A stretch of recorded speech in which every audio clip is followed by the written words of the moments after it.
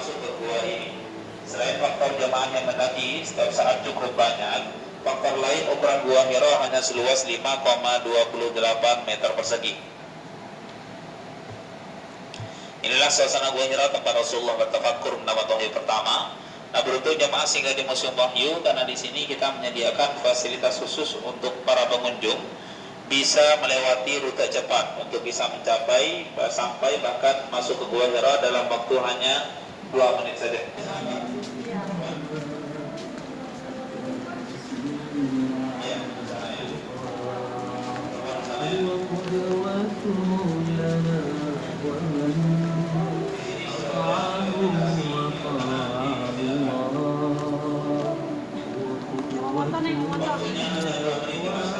Yang mau motor dalam.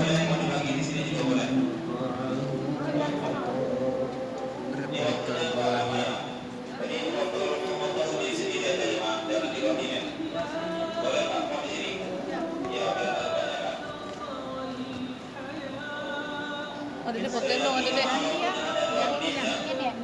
Ada deh fotoin dong. Ngantuk.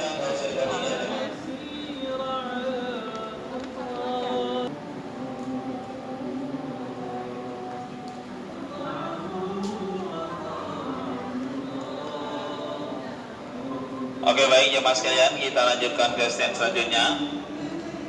Mari silakan kita masuk ke ruangan putih ini. Tahan dulu di sini jemaah. Silakan. Laki-laki di sini Pak. Laki-laki di sebelah kiri, perempuan sebelah kanan. Silakan masuk ke sini.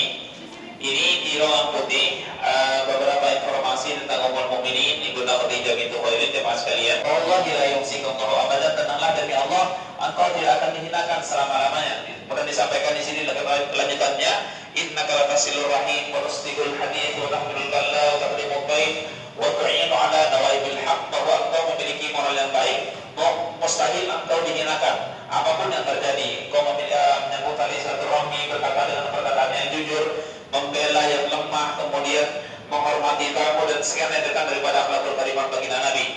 Ibunda Khadijah merupakan sosok yang paling awal menyatakan keislamannya, dan Rasulullah bersabda tentang Ibunda Khadijah, khairun nisaiha Khadijah bintu Khuwailid, sebaik-baiknya wanita adalah Ibunda Khadijah bintu Khuwailid. Salah satu amalan Ibunda Khadijah jemaah sekalian yang istimewa adalah satu hadis yang Rasulullah SAW sampaikan ketika Rasulullah berada di satu ruangan, malaikat Jibril datang dan menyampaikan, ya Rasulullah, hadihi Khadijah, ini ada Khadijah dari depan pintu, wa ma'aha inaun, bersamanya ada nampak berisi makanan dan minuman untukmu. Faidahi atas apabila ia datang kepadamu menghidangkan makanan itu, faqra alaihi salam min rabbiha, sampaikan salam dari Tuhannya dan sampaikan pula salam dariku, serta berikan kabar gembira kepadanya akan dibangunkan istana di surganya Allah yang terbuat dari mutiara dan tidak ada kebisingan di dalamnya. Amati jemaah sekalian, ketika itu Rasul Ibunda Khadijah mendapatkan jaminan keselamatan dari Allah Subhanahu wa taala. Saat itu lagi ngapain jemaah Ibunda Khadijah? Bukan lagi scroll TikTok jemaah, tetapi saat itu lagi menghidangkan makanan dan minuman terbaik untuk baginda Nabi. Siapa beliau? Suaminya tercinta. Jadi saat menghidangkan makanan, disitulah beliau mencapai puncak kesuksesannya, mendapat keselamatan, jaminan keselamatan dari Allah di dunia pada maut. Mushaf ini jemaah sekalian dinisbatkan kepada Khalifah Utsman bin Affan. Jika benar penisbatan ini, maka seperti inilah bentuk Al-Quran pada masa Rasulullah, pada masa tulisannya ya pada masa Rasulullah, kemudian bentuk Al-Quran ini pada masa Khalifah Utsman bin Affan yang saat itu mulai dibukukan dan disebarluaskan. Dan kita bisa lihat tulisan Al-Quran ini jemaah sekalian bukan hanya tidak ada harafannya, tapi pula tidak ada titiknya. Jadi nggak ada perbedaan antara fa dengan qoba, ta, jaha, dan nomor ayatnya juga tidak ada jemaah sekalian. Ini replikanya, konon aslinya ada di Turki. Ini wahyu Al-Quran. Ada juga wahyu yang kedua jemaah. Ini salah satu kitab hadis. Hadis baginda Nabi merupakan wahyu dari Allah Subhanahu wa taala.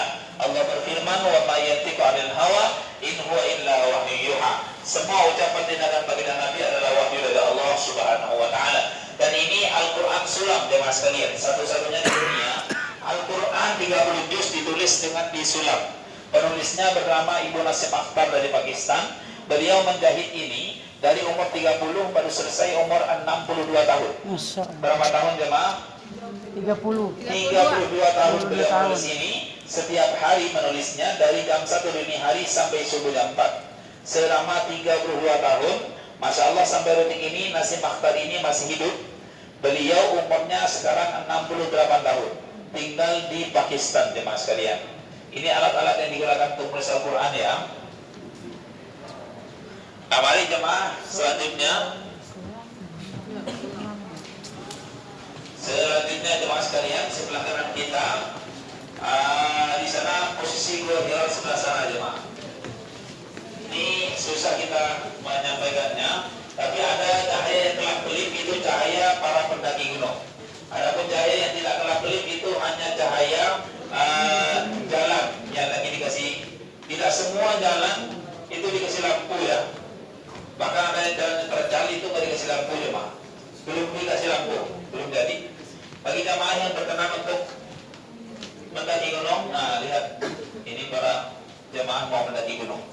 Tapi hati-hati jemaah sekalian, hati-hati. Ini jalannya sekitar 1 jam ya. 1 jam itu kalau sehat. Tapi kalau tak terlalu sehat itu bisa 2 jam.